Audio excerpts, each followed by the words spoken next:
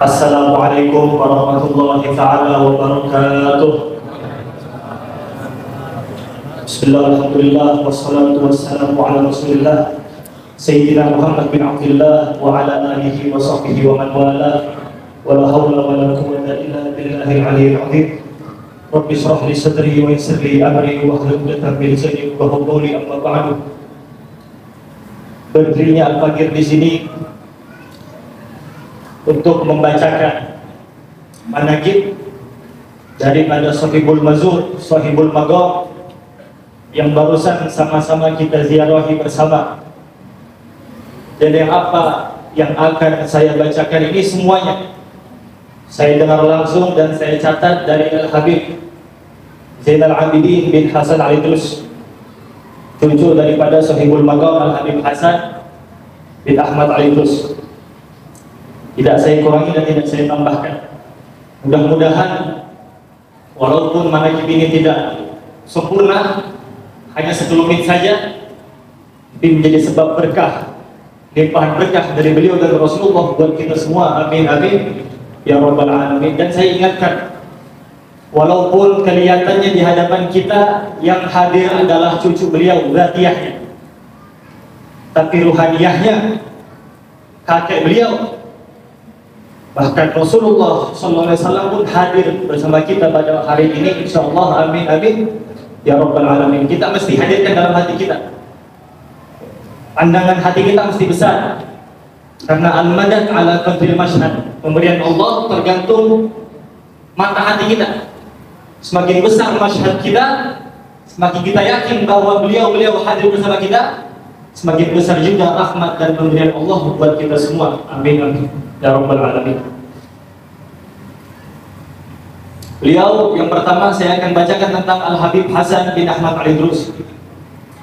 Beliau dilahirkan di Sulawesi Selatan, dan beliau bersambung silsilah beliau, nasab beliau kepada Shahibut Tarbiyah.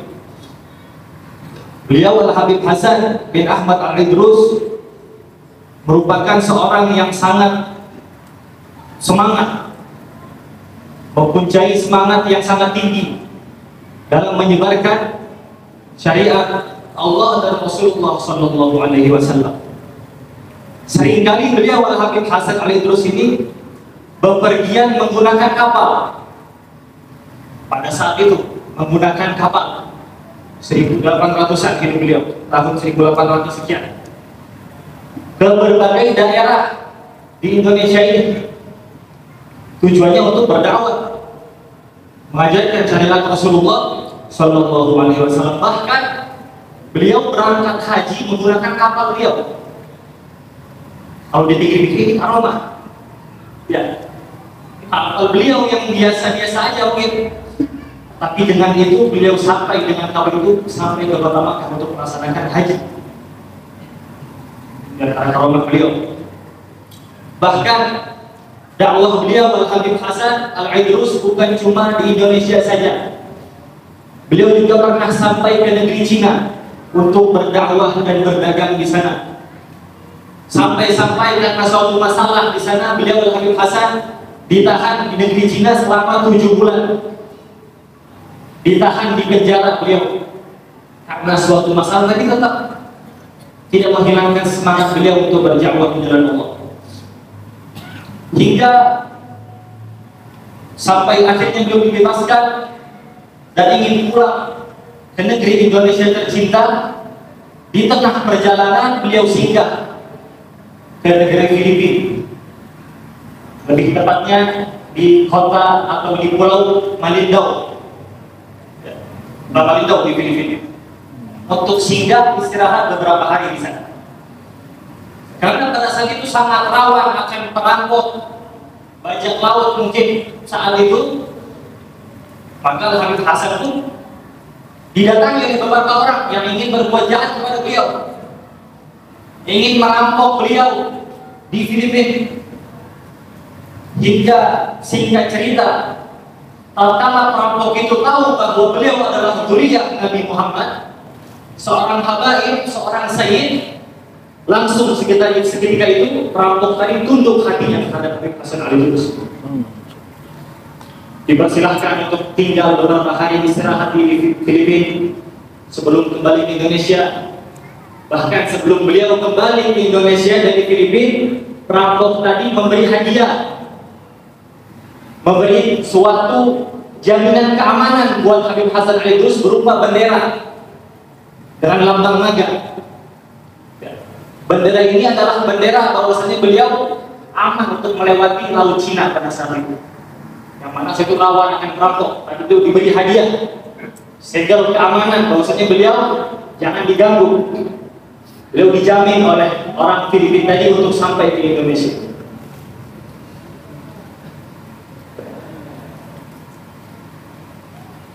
Dan di antara karomah beliau juga, karena beliau menggunakan kapal kemana-mana, beliau Al-Habib Hasan bin Ahmad Ali Idrus mampu mengetahui jika di depan beliau ada batu, ada badai, segala macam menghalangi, dia bisa tahu.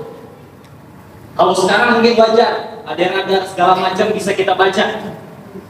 Tapi pada saat itu karomah beliau, sebelum mendatangi badai, terkena badai, terkena halangan apapun itu beliau sudah tahu, sehingga beliau bisa menghindari apapun yang akan menghalangi beliau. Karomah radhiyallahu anhu. Adapun amaliyah yang beliau istiqomahkan, yang selalu diamalkan oleh beliau Al-Habib Hasan Ali Idrus adalah beliau selalu istiqomah membaca Dalailul Khairat. Beliau cinta kepada Dalailul Khairat. Saking cintanya beliau kepada Dalailul Khairat, beliau istiqomahkan membacanya sampai-sampai beliau menulis sendiri. Ditulis ulang dengan tangan beliau sendiri kitab Dalailul Khairat tersebut. Begitu cintanya beliau terhadap amaliyah yang beliau amalkan tadi. Dan bahkan beliau ketika di Mekah Al-Mukarramah sempat mengambil sanad ilmu, belajar langsung kepada mufti pada saat itu, yaitu Syekh Zaini Dahlan. Di saat itu beliau belajar sanad ilmu, mengambil sanad amaliyah dan lain sebagainya dari beliau di kota Mekah. Dan beliau Habib Hasan Ali Idrus menikah dengan Asy-Syarifah Gomaria binti Syarif Ali di Batu Licin, lebih tepatnya di Batu Licin. Syarifah Gomaria binti Syarif Ali. Dan beliau memiliki keturunan yang bernama Habib Ahmad bin Hasan Ali Idrus dan Habib Muhammad bin Hasan Ali Idrus. Adapun magom beliau, anak beliau Habib Ahmad dan Habib Muhammad ini ada di Kampung Baru, di pemakaman di Kampung Baru di Ujung. Beliau wafat di Balikpapan pada tahun 1873 Miladiah, dan beliau dimakamkan di tempat tinggal beliau di daerah Nibo. Zaman Belanda itu daerah namanya Nibo. Sekarang kita tahu itu Pertamina. Zaman Belanda daerah itu namanya Nibo. Pernah dengar? Sekarang Pertamina. Beliau dulu tinggal di situ. Kebun beliau di situ, anak-anak beliau semua di situ daerah Nibo. Dan beliau meninggal dikuburkan di situ, di daerah Nibo pertamanya. Kemudian di zaman anak beliau Habib Ahmad, ada suatu keputusan yang mengharuskan magom beliau dipindahkan. Ya, mengharuskan magom beliau dipindahkan dari daerah tersebut. Maka Habib Ahmad, anak beliau, putra beliau, sepakat dengan sahabat beliau yaitu Habib Ghasim Bahashim untuk memindahkan jasad Al-Habib Hasan ke pemakaman di Masjid At-Taqwa ini. Kesepakatan antara anak beliau dan Habib Ghasim bin Akhus Bahashim. Itu adalah sedikit daripada kisah dan karakter Al-Habib Hasan bin Ahmad Ali Idrus. Walaupun beliau orang Sulawesi, tapi beliau sering datang ke Balikpapan. Sebab apa? Sebab beliau punya keluarga di Balikpapan, yaitu Al-Habib Saleh bin Ahmad Al-Khirin. Yang kita ziarahi tadi, punya hubungan keluarga antara Habib Hasan dengan Habib Saleh bin Ahmad Al-Khirin, karena abang Habib Saleh yaitu Habib Ahmad menikah dengan keluarga Al-Idrus, yaitu dengan Asy-Syarifah Mahani binti Thaha Al-Idrus. Itu hubungan keluarga beliau, Habib Saleh Al-Khirin dengan Habib Hasan Al-Idrus. Dan beliau Habib Saleh bin Ahmad Al-Khirin ini juga sama seperti Habib Hasan, seorang yang gemar berdakwah kemana-mana, keliling dengan kapal beliau juga. Bahkan dikisahkan beliau sering menyadarkan kapal beliau di sungai Kelandasan. Di sungai Kelandasan. Pada saat itu sering menyadarkan kapal beliau di situ.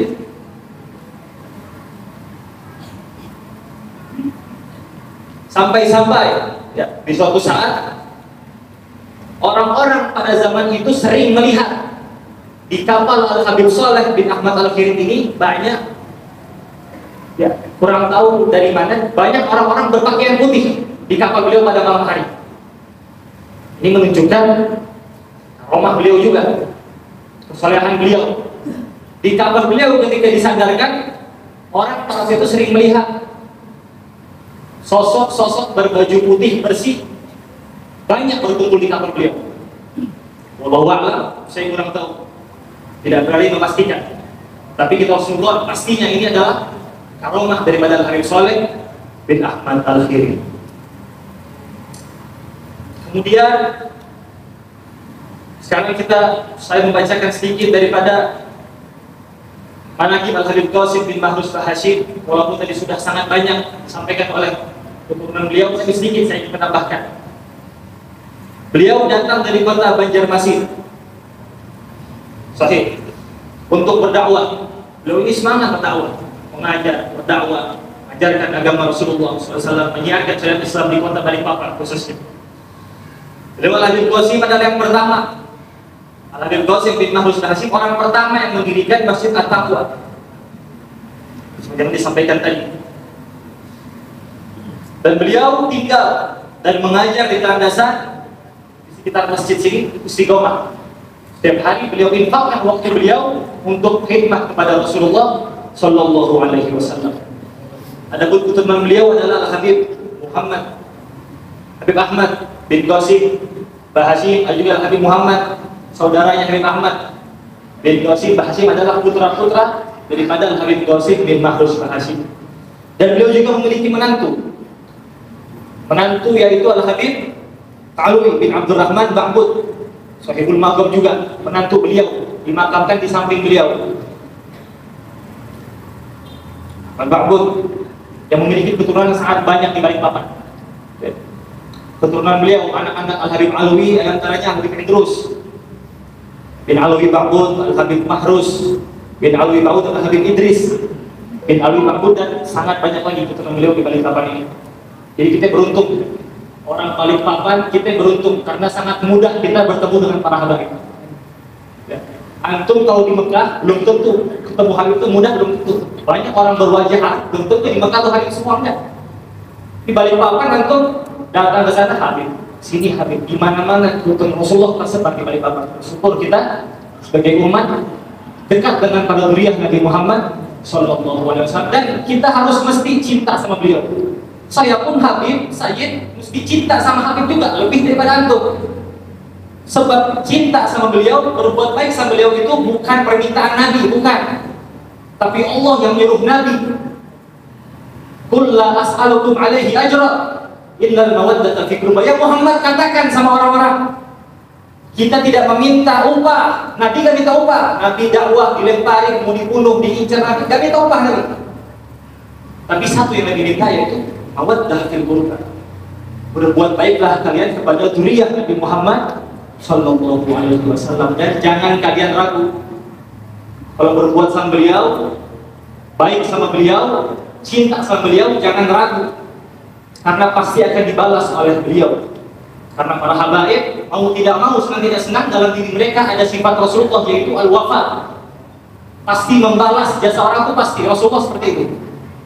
Dan habaib mau tidak mau, senang tidak senang harus seperti itu.